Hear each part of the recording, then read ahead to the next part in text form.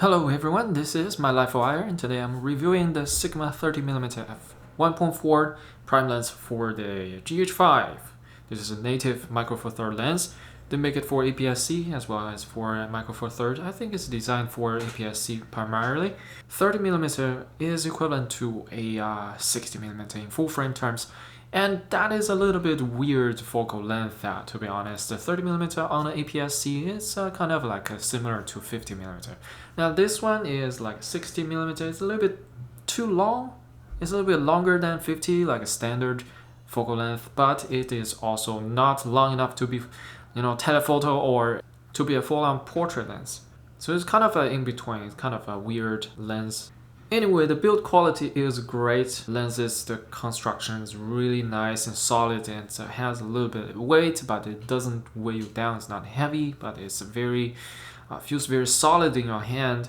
And the rubber focus ring is very nice. I always love the rubber focus ring. I definitely prefer rubber focus ring or zoom ring over metal zoom ring focus ring, but the problem could be that the rubber is more prone to damage and gets dirty easier, and dust can get stuck in here as well. The lens hood comes off very easily, which is the only thing I want to complain about in terms of build quality.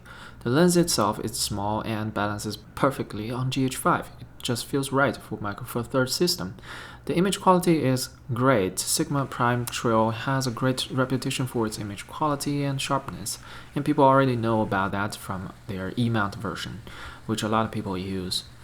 The lens is very sharp at wide open f1.4, even sharper when stopped down, of course, but after some testing I find that the right side of the lens seems a bit weak.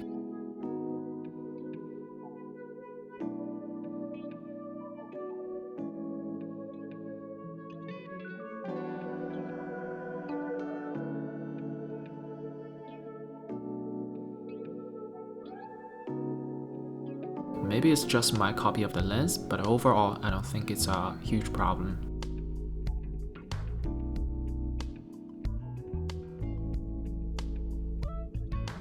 Shooting close up, you get quite a nice smooth bokeh. The minimum focusing distance is not as great comparing to other micro four third lenses, but it's decent enough. I've tested it against the Tamron 28 to 75mm f2.8 lens. The depth of field is just a touch shallower than the f2.8 full frame lens. It can be used for portrait for sure.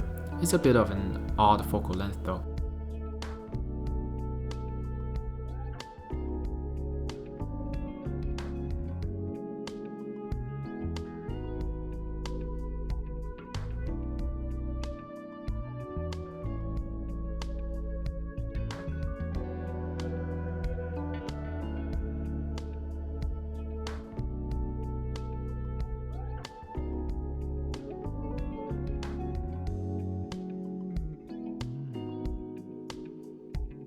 When shooting against the sun, the lens shows some weakness despite its lens hood being on. I got half the image in purple haze in this picture, which I think Sigma could have handled better. Overall, I'm very pleased with the image quality and bokeh. It is definitely fun to shoot with.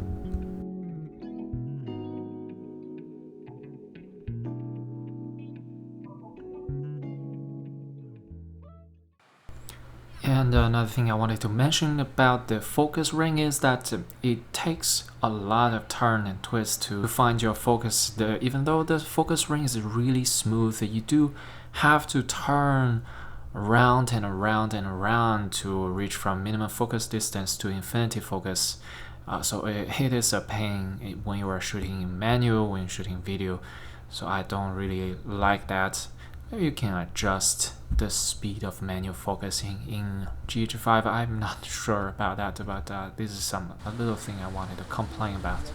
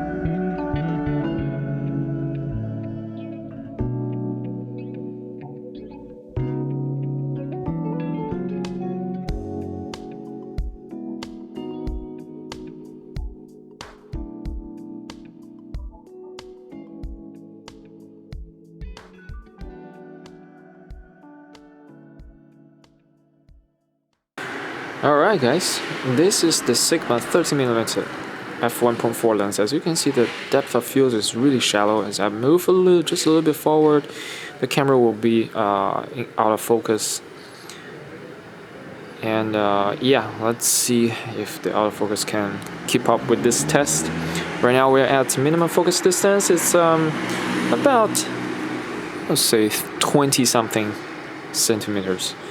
Well, on the lens it says 30 centimeters, but I think it's closer than that. Let's move away.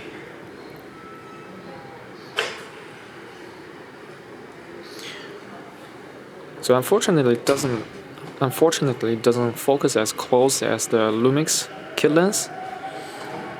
As you can see here, it's losing focus again. I'm gonna just switch to manual focus because this is such a pain in the ass to use the autofocus. Okay, now we're at manual focus. This is the minimum focus distance physically. Okay, pretty much like I demonstrated before. As you can see, if I move in, forward and backwards a little bit, you can see the movement, the shift of the field depth of field. All right, now let's move backwards.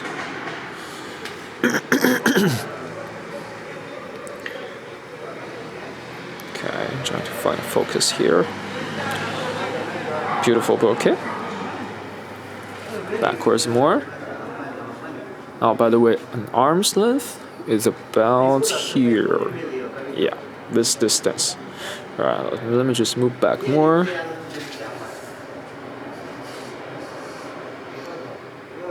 Nice and smooth bokeh.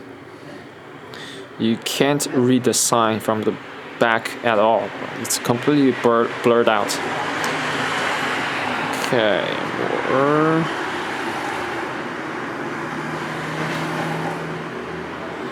Yeah, still the sign is completely blurred out, so you can see the difference between f1.4 and for example f4 or f5.6. It's quite a big difference. Alright, all the way back now. All the way back. One moment, let me find a focus. Here we go. Okay, yeah, at this distance you get quite a bit of a subject separation. Is much greater bokeh than the kit lens, obviously, and so it looks really nice and pleasing. So you can still pick out the subject from this distance. It's about 2 meters, maybe. Yeah, I would say it's about 2 meters. A little bit shorter than that, maybe. So yeah, this is like a portrait shoot distance, right? We're at the 30mm, which is 60mm full frame equivalent. It's not amazingly close, but you know, it's a little bit closer than, a little bit tighter than the 50mm. So it does have a little bit of versatility of the 50mm, but then a little bit more telephoto, something in between. Okay. And that will be it. That's this test, and thank you for watching, and hopefully this video can be helpful for your purchase decision as for what lens you're gonna get when you're considering the f-stops, especially for Micro Four Thirds system. Alright, I'll see you in the next video. Bye.